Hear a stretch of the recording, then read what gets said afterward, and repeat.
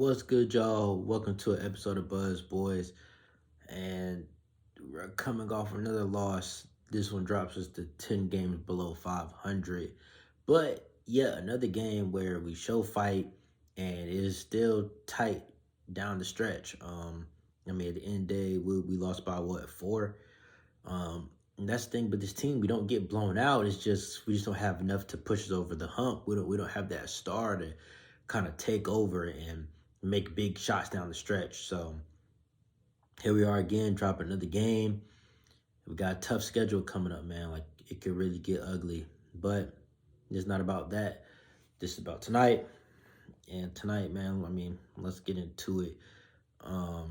First off, before we even get into it, man, I gotta start this shit out. Kai fucking Jones, incredible dunk. I'm sure we're gonna see it on Sports Center. I'm finna go ahead and play it right now. I'm finna put that shit somewhere right here, probably. Y'all check that shit out. That shit crazy.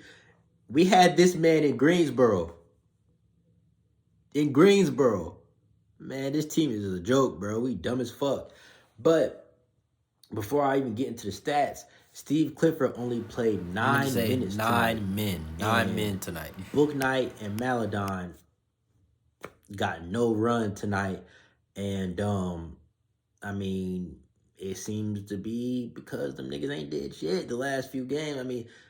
Theo had played a good few games ago, but Book Knight has 0 points and Maladon has 0 points in that game against Cleveland. And Steve Clifford said, all right, fuck y'all. Because Steve Clifford already said he wanted to play 9 men in the rotation when healthy. And right now, the only person we're really missing is LaMelo. So, hey, also Gordon Hayward seemed to have re-injured his arm tonight.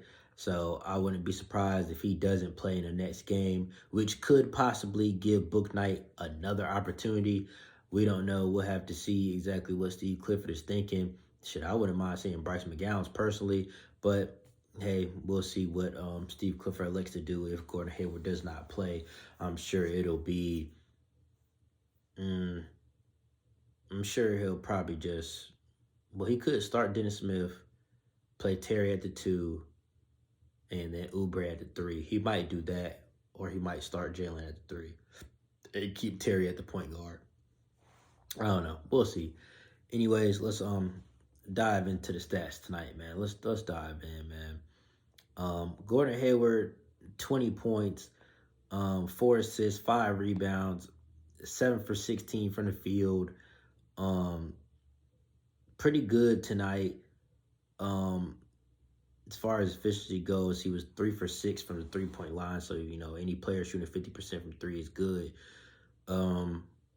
It's just he got hurt again. When we need him down the stretch. He wasn't available. And that's just kind of what it always seems to be with Gordon Hayward in some form or another. He also had a -9 plus minus. Almost all the starters had a negative plus minus, man. Almost all of them. Like at one point, all the starters had a negative plus minus, and all the bench points. Well, a few of the bench players had positive plus minuses. But anyways, moving on. PJ Washington, 13 points, and this is exactly like I said the other night, where PJ Washington had 28 points. And you're like, oh my God, PJ had 28. Oh my God. And what did I say? I was like, the next game he's going to have 7, 8 points. Now, he had 13, which is cool. But it's like, bro, you go from 30 to 20. From 30 to 13. Like, that's PJ, bro. He's just going to be inconsistent as fuck. And he had a -16 plus minus, bro. Like, PJ and Terry both play like shit. He's 5 for 14. That's 35% from the field. And 2 for 6 from 3. That's 33%. And 50% from the free throw line. PJ play like shit. And not to mention, he led the team in turnovers with 3. So, yeah. He had a block, though, which is, pretty cool, I guess. But, yeah. Plumlee, 9 points, 8 rebounds, 4 assists. 2 for 8 from the field. So, 25% around the basket is trash. 62% for the free throw line. Can't complain because it could be worse. But in the fourth quarter, down the stretch, he did miss 2 in a row. And I just still don't understand why Steve Clifford elects to play Plumlee down the stretch. And it was also a time where we were in the bonus, and it was down the stretch of the game, and Terry Rozier ended up getting a layup. If I was the Wizards, I would have fouled Plumlee before anybody else even got the ball. Yeah, I mean, he just missed 2 free throws earlier. But anyway, that's neither here nor there. Fuck that shit. Plumlee, 4 fouls, 2 turnovers, but he also did have a block, which is good for once to get a block. And he had a +1 +minus, so he was positive. He was positive tonight. Kelly Oubre, 23 points.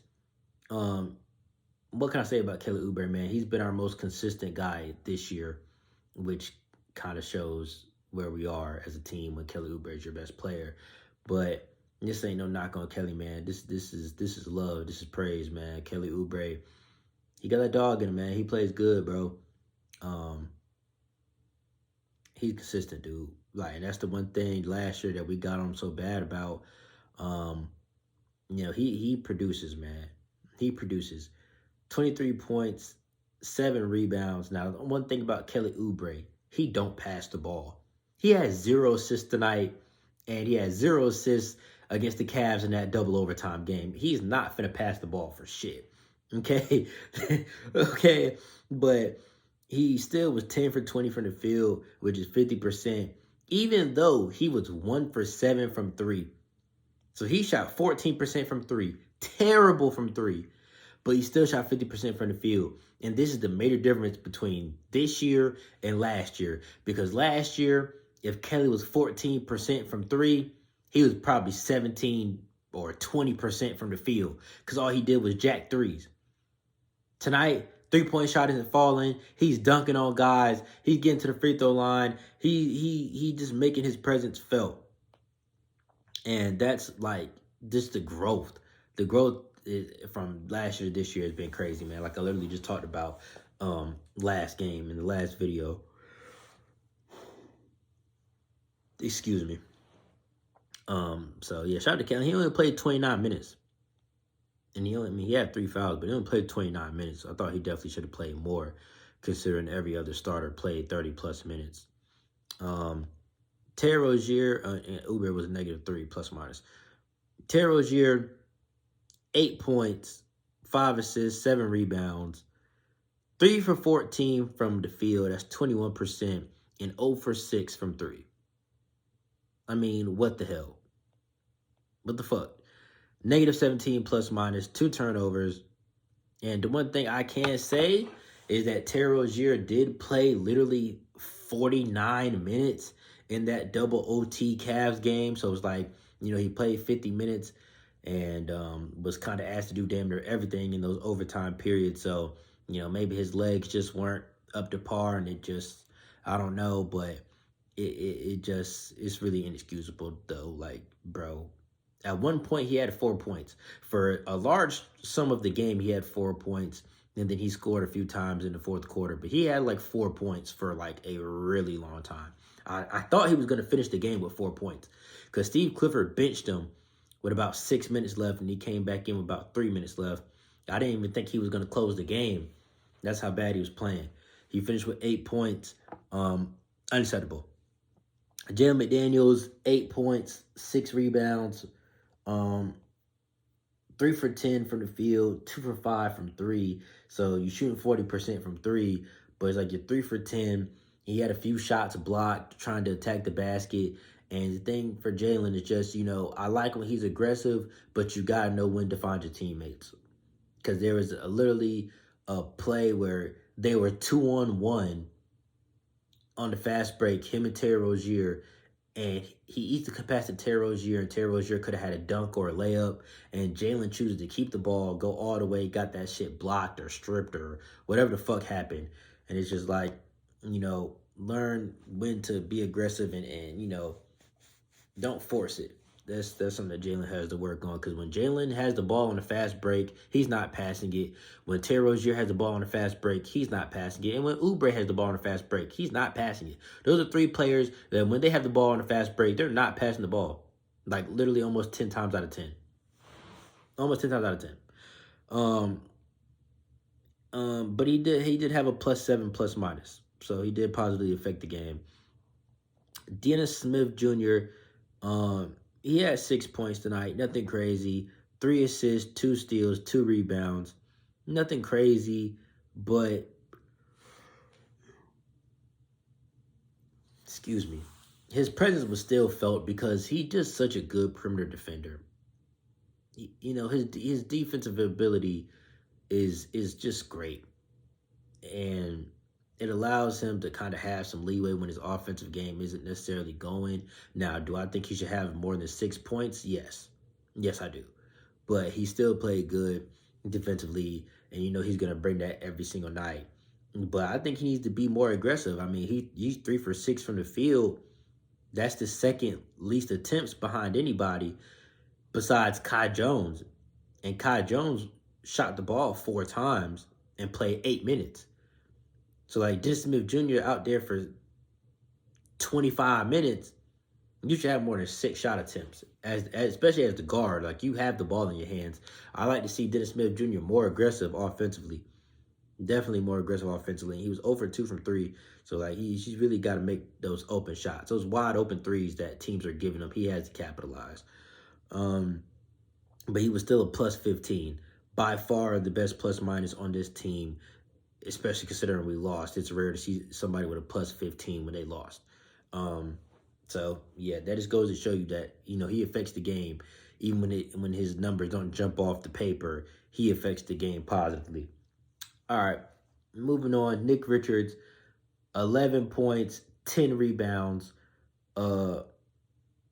Nick Richards, bro, he's been great for us, bro. I mean, this is fourth double double of the season, well, of his career, and all of them have come this season. Um, and the thing is, he's doing this in 17 minutes. That's the thing about Nick is where it's like, I want to see Nick play 30 minutes a game. You got Plumlee playing 30 minutes. He had 9 points, 8 rebounds. Nick Richards played half that time, and he had 11 points and 10 rebounds. Now, yes, Plumlee had 3 more assists. But it's like, bro, in half the time, Richards had a double-double. Man, if you don't play this man, Nick Richards, 30 minutes a game, fuck Plumlee. Fuck him, bro.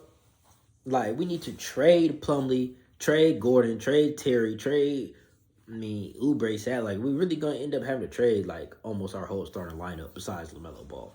But everybody that started for us tonight could literally get traded. Gordon Hayward, P.J. Washington, Plumlee, Oubre, Rozier, all of them could be going. And I fuck with Oubre. I wouldn't mind keeping him for the right price. But everybody else finna get the fuck on, bro. Straight up. Anyway, Kai fucking Jones, man of the hour, 4 points, 1 steal, okay, 1 rebound, nothing too crazy. 8 minutes, 2 for 4, but man, that dunk. Even the layup that he had when he was surrounded by like 3 or 4 guys and he somehow still scored under the basket. It was just good to see him be aggressive in those 8 minutes. And I mean, he had a +7 plus minus, so he still affected the game positively.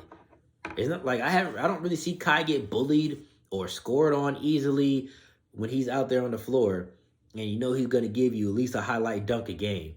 Fuck it, man. Just play the kid, even if it's just like this. Just 8 to 10 minutes a game is all I'm asking for when it comes to Kai Jones. Just give him 8 to 10 minutes a game and let's see what he does. Just see what he does. We gave JT Thor that opportunity this year. He ain't do shit. We give him Booknight that opportunity when he doesn't be doing shit. Maladon just joined the team. We give him the opportunity. So it's just like, bro, let's give Kai Jones the opportunity to see what he can do. I mean, he always makes his impact felt no matter how long he plays or how short of a time he plays. So I got to give it up to Kai Jones. And man, it's sad, bro, that this team could really be in big trouble.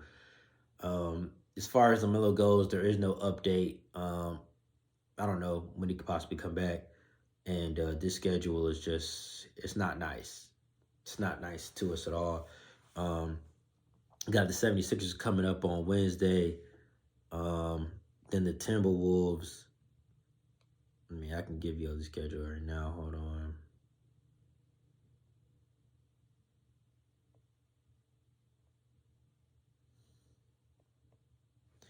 Got the 76ers coming up. I'm going to give you our next 10 games. 76ers, Timberwolves, Celtics. Bro, what the fuck? Give us the fucking, what the fuck?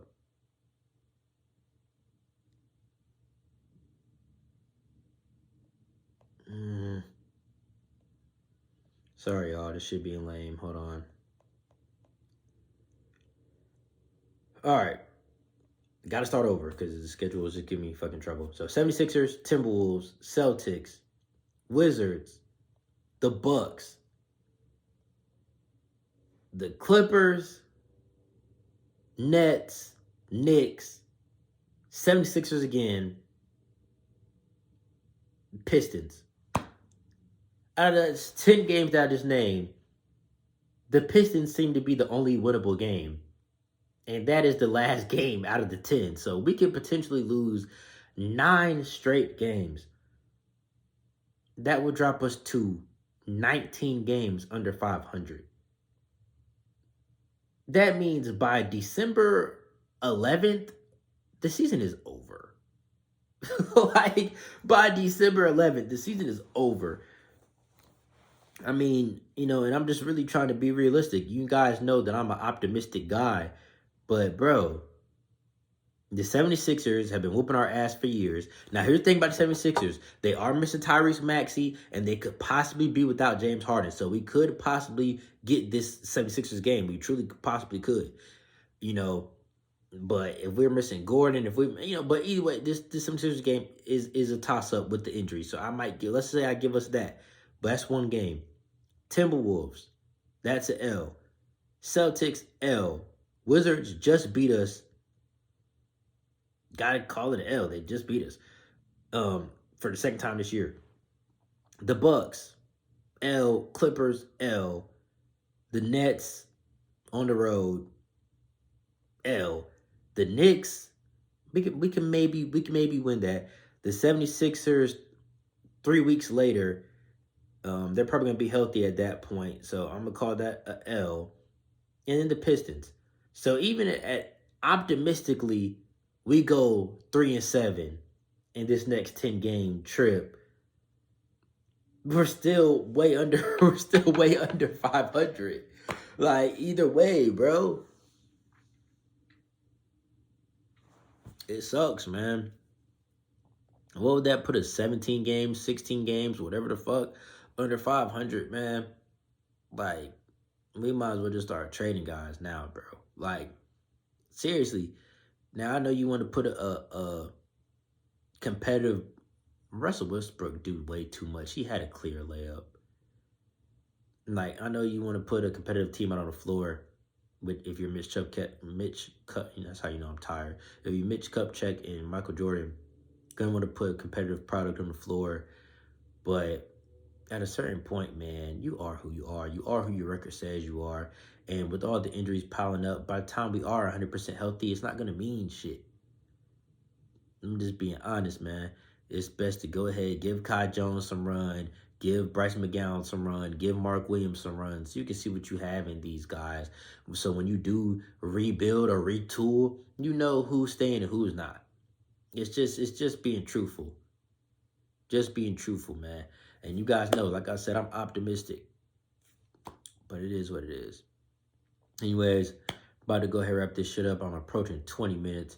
So I'll catch you guys on the next one. And thank y'all for 410 subscribers, man. That shit is crazy as fuck to me. I appreciate you guys that, watch my content, look forward to my content, support the content, and overall, I mean, subscribing, like, that means a lot. You really gotta fuck with me to subscribe to my channel, man. So all 410 of y'all, man, thank y'all. I appreciate it. Yeah, let's get on the road to 500, man. Fuck it, let's do it. Let's go on the road to 500 subscribers, man. That shit is crazy to say. That shit is crazy to say. But anyways, I'm gonna go ahead and wrap this up. Peace.